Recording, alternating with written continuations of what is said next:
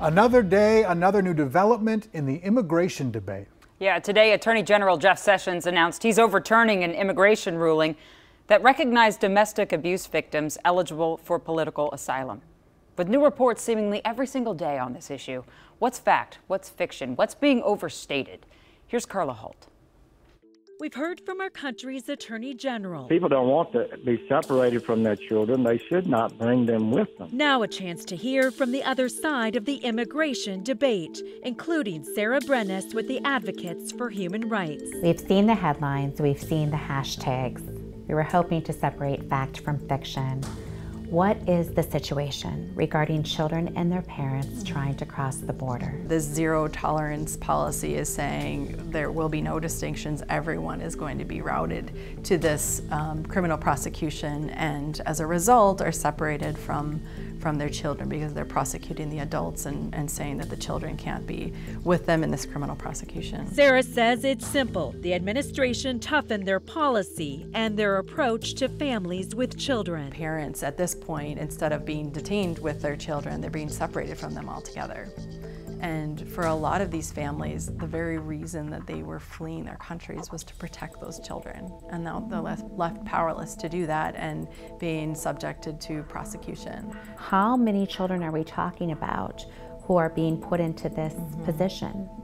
Well, I don't think there are clear numbers, and as far as we can tell. But according to a document obtained by NBC News, nearly 550 migrant children have been separated from their families since the new policy started.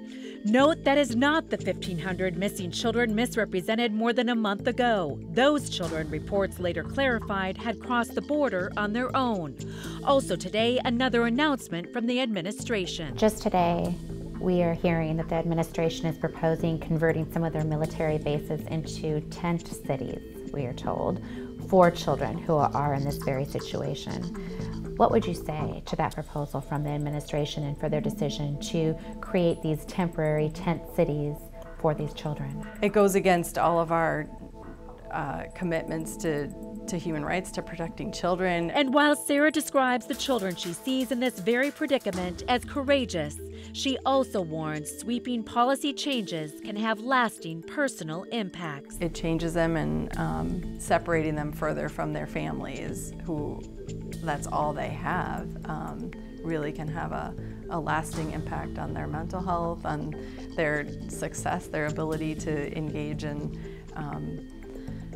their education from years to come. And while this conversation goes on, Congress continues to craft potential big picture immigration legislation.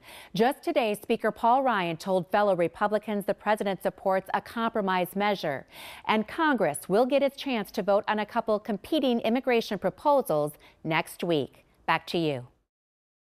I think that completely adds to the confusion for everybody, is that there's all these proposals by certain members of Congress. No one seems to agree, and getting lost in the right now is the kids.